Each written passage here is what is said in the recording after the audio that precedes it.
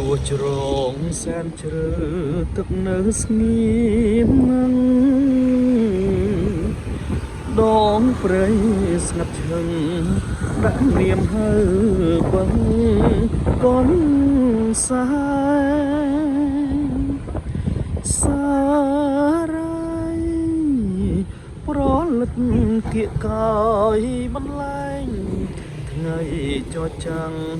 សួសែងអស់អកនលែងកនសាមថ្ងៃត្រង់រយំសំដំដួងចិត្តឃើញផ្កាប្រលឹក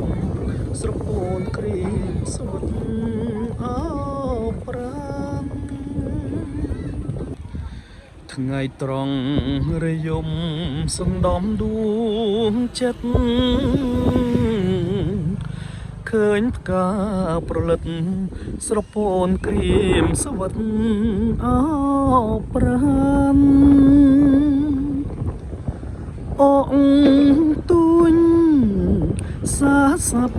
ជំនួញខកខានរំលឹកខ្ញុំឲ្យឃ្លាននឹកដល់មេរៀនស្នេហា